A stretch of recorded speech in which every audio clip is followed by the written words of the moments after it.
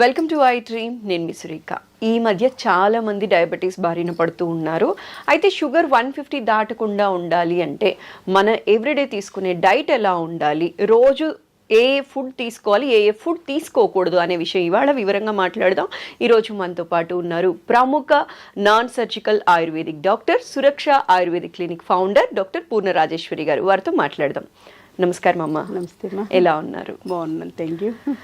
అమ్మ, జనరలీ ఏంటి అంటే షుగర్ 150 దాటకుండా ఉండటం కోసం చాలా కష్టపడుతూ ఉన్నారు. చాలా మంది డయాబెటీస్ బారిన పడిన వాళ్ళందరూ కూడా తగ్గించడానికి చాలా కష్టపడుతూ ఉన్నారు.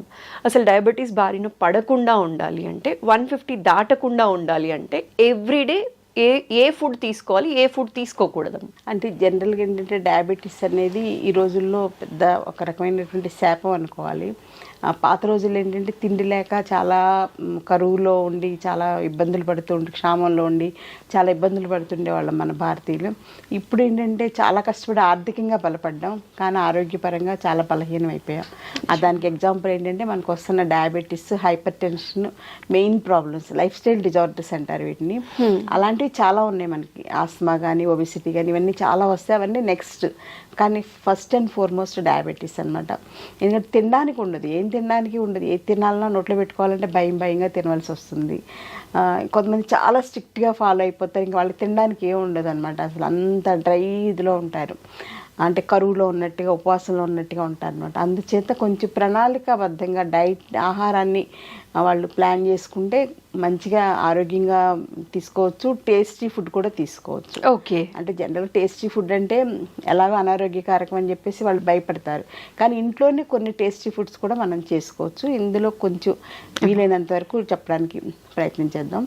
సో ముఖ్యంగా ఏంటంటే వాళ్ళు ప్లాన్ చేసుకోవాల్సిన ఆహారంలో క్యాలరీస్, కార్బోహైడ్రేట్స్ అందరూ చెప్పేది తగ్గించేసేది అనేది చాలా ఇంపార్టెంట్.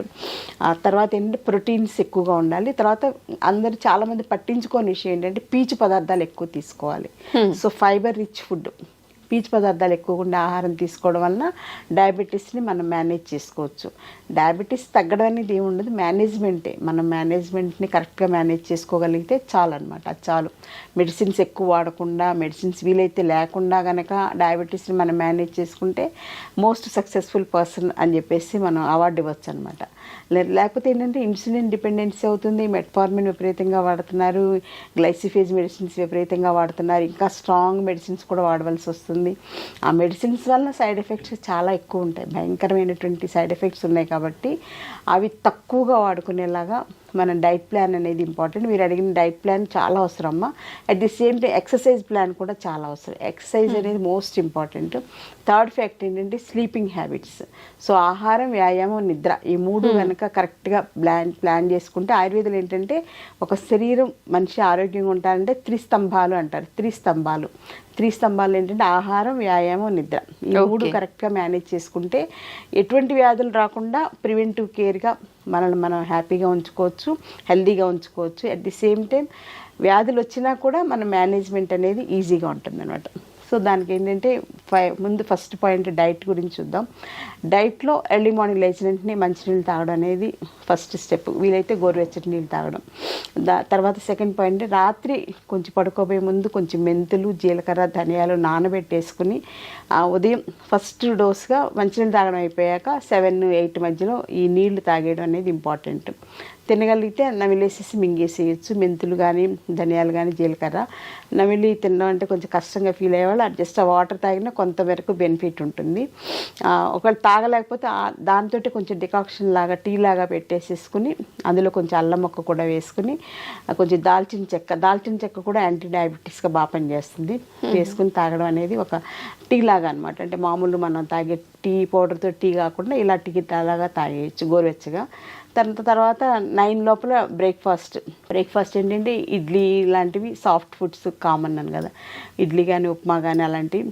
సో ఇడ్లీ మామూలు ఇడ్లీ. ఉప్మా మాత్రం బొంబాయి రవ్వ ఉప్మా కాకుండా మొక్కజొన్న రవ్వ ఉప్మా కానీ, లేకపోతే ఎల్లో కలర్లో ఉంటుంది ఒక రకమైన రవ్వ, బన్సీ రవ్వ అంటాం, అది కానీ, లేకపోతే గోధుమ రవ్వ ఉప్మా కానీ, ఏదైనా ఎక్కువ క్వాంటిటీ కాకుండా ఒక 2 to 3 ఇడ్లీస్ సైజ్ అయితే, అలా మామూలుగా 4 ఇడ్లీస్ తినేవాళ్ళు 3 ఇడ్లీసే తీసుకోవాలి. దాంతోపాటుగా ఏంటంటే వెజిటబుల్ సలాడ్ కానీ, వెజిటబుల్ సూప్ కానీ తీసుకోవాలి. అంటే ముఖ్యంగా క్యాబేజ్ ఫైబర్ బాగుంటుంది కాబట్టి క్యాబేజ్ బాగా తీసుకోవచ్చు, క్యారెట్ వేసుకోవచ్చు, బీన్స్ వేసుకోవచ్చు, ఇంకేదన్నా మనకు అవకాశం ఉంటే వేసుకుని అవన్నీ ఉడకబెట్టేసేసుకుని అది కొంచెం ఉడకనివ్వాలన్నమాట. కొంచెం ఒక 5 minutes ఉడికాక అది వడకట్టుకుని సూప్ లాగా తాగేయచ్చు, లేదా సలాడ్స్ లాగా తీసుకోవచ్చు. అందులో టేస్ట్ కోసం కానీ కొంచెం ఉప్పు వేసుకోవచ్చు, కొంచెం నిమ్మరసం కూడా వేసుకోవచ్చు, కొంచెం మిరియాల పౌడర్ కూడా వేసుకోవాలి. మిరియాల పౌడర్ కూడా డయాబెటీస్కి మంచిది కాబట్టి అలా తీసుకోవచ్చు. అది బ్రేక్ఫాస్ట్ టైంలో, అంటే ఇడ్లీ క్వాంటిటీ కొంచెం తగ్గించుకుని ఆ ప్లేస్లో సలాడ్స్ తోటి ఫిలప్ చేసుకున్నాం అనమాట. అది ఒకటి.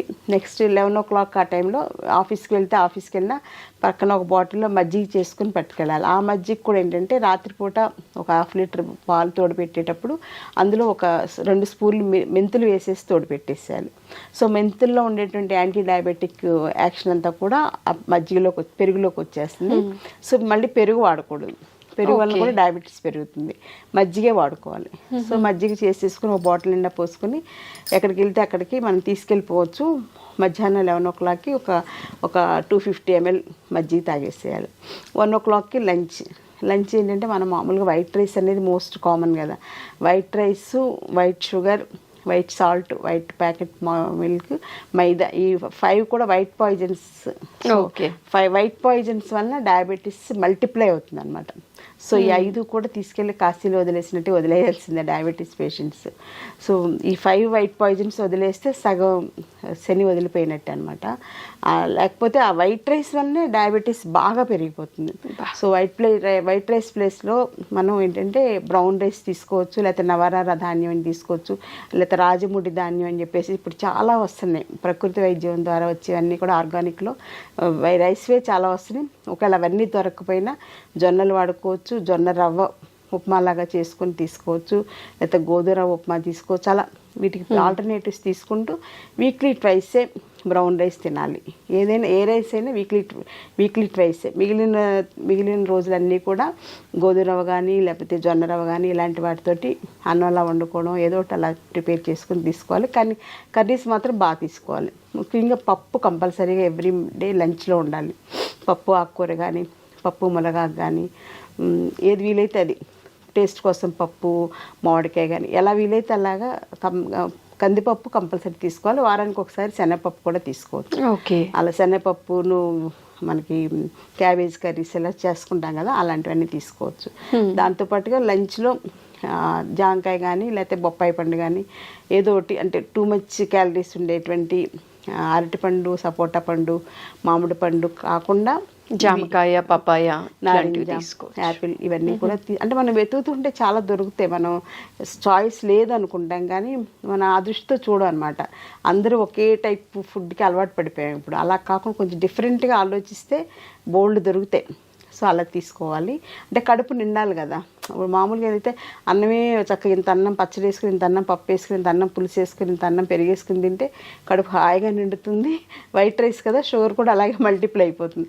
అందుకని ఏంటంటే బ్రౌన్ రైస్, గోధుమ రవ్వ అవి ఎక్కువ తినలేం, బాడీకి పట్టదనమాట. ఆ ప్లేస్కి మనం ఇలా ఫ్రూట్స్ తోటి బ్యాలెన్స్ చేసుకునేలాగా, లేకపోతే క్యారెట్, లేకపోతే క్యాబేజ్ కానీ సలాడ్స్ లాగా ఏదో ఒకటి తీసుకోవాలమ్మా. తర్వాత మళ్ళీ ఈవినింగ్ 4 o'clock టీ కానీ, తర్వాత ఇంకా ఏదన్నా మజ్జిగ కానీ లేకపోతే హెల్త్ డ్రింక్ అల్లం టీ తోటి కానీ అలాంటివి ఏదో తీసుకోవచ్చు. ఏమీ లేకపోతే కొంచెం కొబ్బరి నీళ్ళు కానీ అలా అయినా పర్వాలేదు. కొబ్బరి నీళ్ళు తీసుకోవచ్చు, ఎక్కువ తీసుకోకూడదు, కొంచెం తీసుకోవచ్చు. అంటే న్యాచురల్ ఫుడ్స్ కాబట్టి పర్వాలేదు, తీసుకోవచ్చు. ఆ రకంగా మేనేజ్ చేసుకోవాలి. డిన్నర్ మాత్రం వీలైతే మానేసేయాలి. అంటే రైస్ ఇవన్నీ కూడా మానేసేయాలి. ఒకవేళ తినకుండా ఉండాలేనంటే చపాతీని కొంచెం కూర ఎక్కువ తీసుకోవాలి. తోటకూర కానీ, పొట్లకాయ కూర కానీ, సొరకాయ కానీ అట్లా ఎక్కువ కూర వేసేసుకుని అందులోకి 1-2 చపాతీలతోటి సరిపెట్టుకోవాలన్నమాట.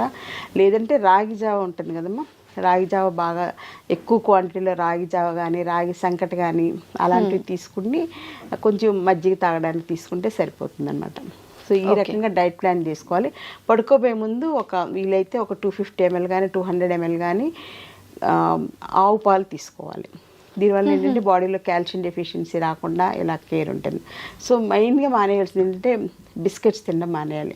చాలామంది చెప్పేది ఏంటంటే డాక్టర్స్ కానీ ఎవరైనా చెప్పేది అంటే మధ్యలో ఎప్పుడు ఆకలిస్తే అప్పుడు 2 అవర్స్కి ఒకసారి బిస్కెట్స్ తినేసేయండి అని చెప్తారు. బిస్కెట్స్లో మైదా ఉంటుంది, అందులో ఫ్రక్టోజ్తో చేసినటువంటి షుగర్ బేస్డ్ ఇవన్నీ ఉంటాయి. అలాగే ఆర్టిఫిషియల్ షుగర్ అని చెప్పేసి బయట పంచదార కాకుండా వాడుతుంటారు. అది ఇంకా డేంజర్ అనమాట.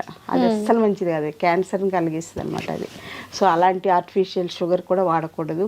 వీలైతే మానేసి నోరు అలాగా అలవాటు చేసుకుంటే ఆ చప్పిడిగా అలవాటు అయిపోతుంది. అలా ప్లాన్ చేసుకుంటే సరిపోతుంది. ఈ డైట్ ఇలా ప్లాన్ చేసుకుంటే షుగర్ మీరు అడిగినట్టు 150 దాటకుండా మనం కేర్ తీసుకోవచ్చు. అలాగే ఎక్సర్సైజ్ కూడా చాలా ఇంపార్టెంట్. మన నెక్స్ట్ స్టెప్ ఎక్సర్సైజ్.